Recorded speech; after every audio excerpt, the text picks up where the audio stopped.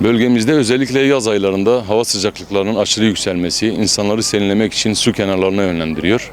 Ancak boğulma vakalarının artmasındaki en büyük etken su kaynaklarının fiziki yapısının bilinmemesi ve aşırı özgüven ile gelen tedbirsizliktir.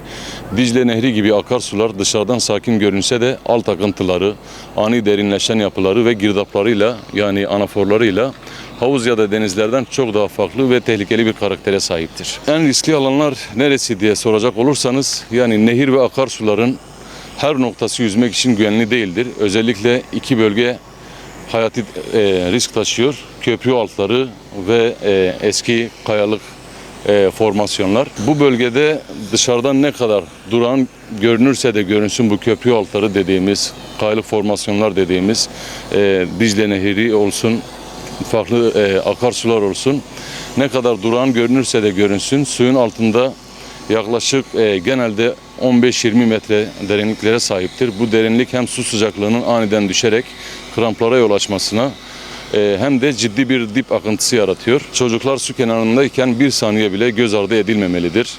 Sürekli gözetim olmalı. Çocukların nehir kenarında oynaması veya suya girmesine kesinlikle izin verilmemeli. Aileler bu konuda tam bir gözetim sağlamalıdır. Çocuklara akarsuların sinsi tehlikeleri, akıntının gücü erken yaşta öğretilmelidir. Nehir kenarındaki farklı ve yürüyüş alanlarında çocuklara suya yaklaşmamasını önleyecek koruyucu çit ve bariyerlerin artırılması gerekiyor. Onun dışında eğer güvenlik önlemleri yeterli mi diye soracak olursanız, yerel yönetimler ve kurtarma ekipleri olarak bizler her ne kadar teyakkuzda olursak ve devriyelerimizi sürdürürsek de kilometrelerce uzunluktaki örneğin Dicle Nehri'nden bahsedelim. Bu nehirde sadece fiziki önlemlerle %100 başarı sağlamak zordur. Uyarı tabelalarının sayısı artırılmalı, Dicle Nehri bölgesi çevresi daha sıkı denetlenmeli ve buralarda suya girilmesi kesin bir dille yasaklanmalıdır.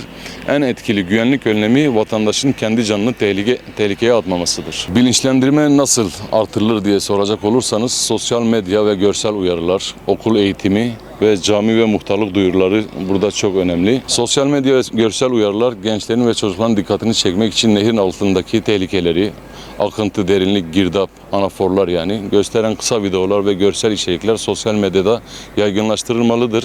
Okullarda özellikle yaz tatili öncesinde akarsularda güvenli davranış sunumları yapılmalıdır. Özellikle riskli dönemlerde cuma hutbelerinde ve mahalle muhtarlıkları aracılığıyla ailelere yönelik uyarılar tekrarlanmalıdır. Unutmayalım, Dicle Nehri bir serinleme alanı değil, kendine has dinamikleri olan güçlü bir doğa olayıdır. Akıntıya ve derinliğe karşı yüzmeyelim. Arkadaşlar, Kennedy Köprüsü etrafında herhangi bir olumsuz durum var mı? Yok, herhangi bir olumsuz durum yoktur. Tamam, teşekkür ederim.